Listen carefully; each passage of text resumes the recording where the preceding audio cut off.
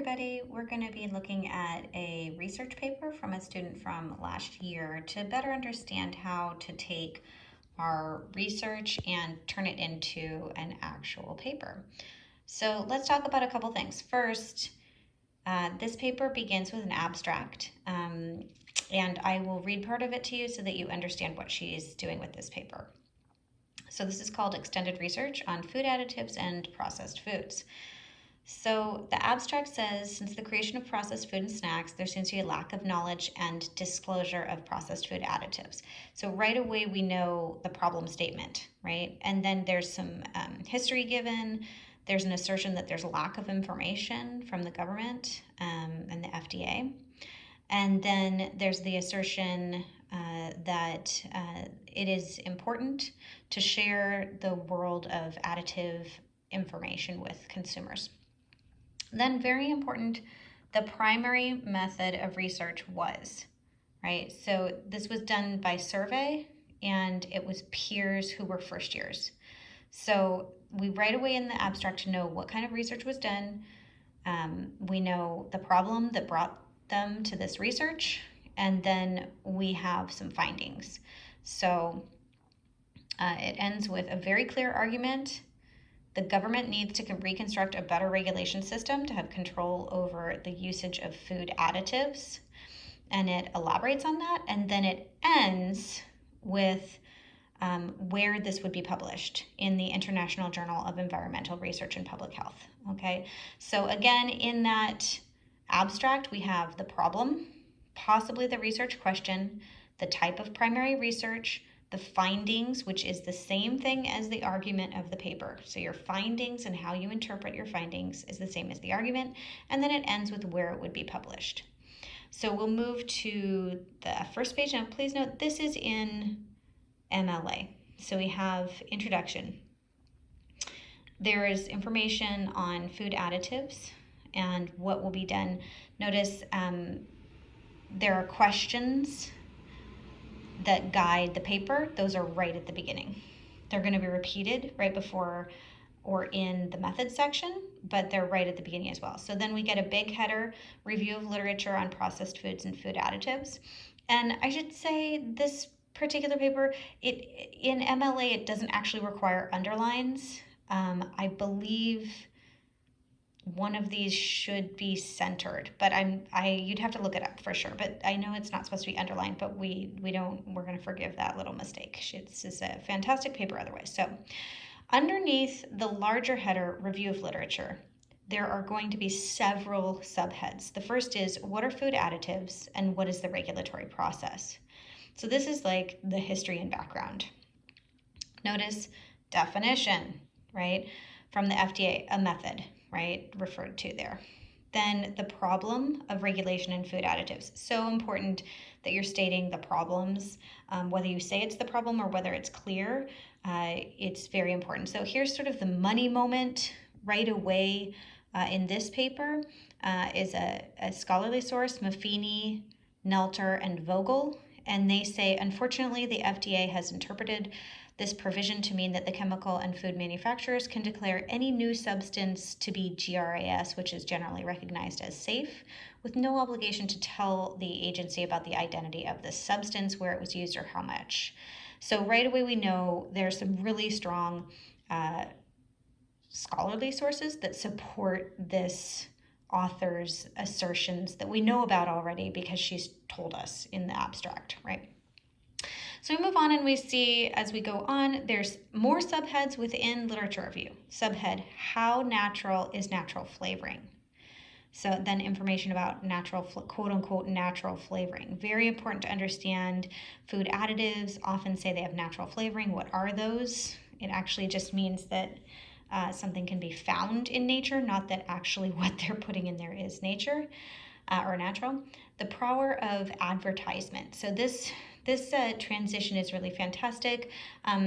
Here we have companies don't explain what natural flavoring means, deceiving people into thinking it's better than what it actually is, which leads me to think, what are other things companies are not revealing to the public? what a great transition, right? So now we're going to talk about other things they're not revealing to the public, right? An example talks about generic brand names, talks about where we hear about processed foods and what they say about them or don't say about them. They talk about Lucky Charms, possibly one of the most additive full products in the world, and so forth. So we get more citation and support. Then we get some really important problematic issues, right? Health issues related to processed foods and food additives, and we hear a lot about that. We hear from doctors, we hear from other scholarly sources. And then we have lack of processed food awareness. So do people know about this? Her finding was that people don't. So we need to prove that. So that's where we end, because that is the first thing that she asked about in her study. So we have a very nice transition. The majority of information consumers learn about food additives come from internet media, family, and friends. The study proves that people do not really have good knowledge of food additives, etc. And notice, like, the writing here is perfectly adequate. It's not the same exact style that you would see in a scholarly journal, and I'm not asking for that, but we're moving in the direction, right? So we have this great transition. Studies similar prompted me to investigate whether this is true among peers, right? So their methodology. So that big bold heading means that's a big heading, and then research plan is the subheading. And you'll notice these are the same subheadings that we have, right? So research plan, and we get information on primary research, analyzed using a survey. It talks about a variety of questions.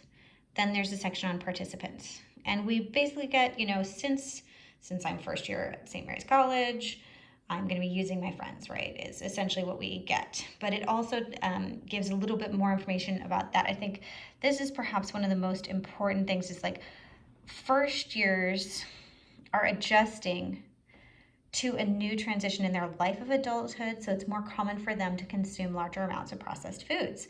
So we get, not just like, oh, this is convenient sampling, but also like this is an impacted population. Recruitment, it talks about using Google Forms, it talks about sending an email. Description of activities. My survey will vary, 3 types of questions. And just notice that this is a little mistake she made here. She probably did exactly what we did, because this is how I teach this class. She did a draft before she had actually conducted the survey. But this should read, my survey varied, right? Not will vary. So make sure you correct that. If you wrote something in the future tense, then turn it to the past tense for your actual paper. So results. Right? Next big header, we're done with the method section, the results. And right away we get my results were similar to another survey done. So important right away to start contextualizing our information within the greater knowledge of this discourse community. And these were the things that were found. Food consumption and serving size. So she really oriented things toward I think she asked 6 questions, and then focused on first, consumption and serving size, then whether people paid attention to nutrition labels, whether they had an understanding of what natural flavors were, okay? So those were only 3 things that were bumped out from 6 questions in a survey. So try not to say, here's the answer to question 1, here's the answer to question 2. That's not helpful to us. You've got to interpret the data. Tell us what was common in people understanding. So she found that very few people knew what natural flavoring was, or whether there was a difference between natural and artificial. So notice here, she's given herself a hint, and that's that the discussion should include the thesis, or that essentially the discussion is the argument of the paper, okay? I came to the conclusion that there needs to be a better effort from the government and food companies to disclose to the public what is inside our processed foods. Like, there could not be more clear, right? We get a super, super clear finding. She's illustrated the problem in the literature review. We get the finding. We get a really clear understanding of what she did in her survey. Somebody could replicate it very easily.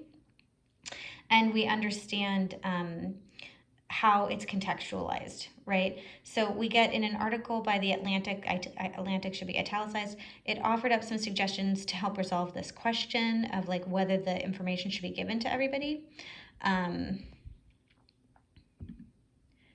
And that contextualizes it within the context of the discourse community, as well as sort of the what next, like what solution. So we end with other solutions is better education and so forth. So this last paragraph is page 17. That included a page and let's say 2 pages of abstract, because I think it was like a page and a quarter, and then it was blank after that. So let's say the actual paper here is about 14 pages and a quarter. And really briefly, I'll just give you a view of like, here are the references. They're quite lengthy. Okay. So, and notice right away, something like this. This was where she wanted to aim her publication towards, or her paper was aimed at this journal. So we know we needed to have at least one article from that journal within the research paper. So to go way back to the beginning and look just at the overview of this, if we outlined this, it would be pretty straightforward. It would say abstract, introduction, literature review with as many subheads as you need, methods with as many subheads as you need, then results with as many subheads as you need, and discussion. Okay? I hope that's helpful to everybody, and thank you to my previous student for letting me use this paper.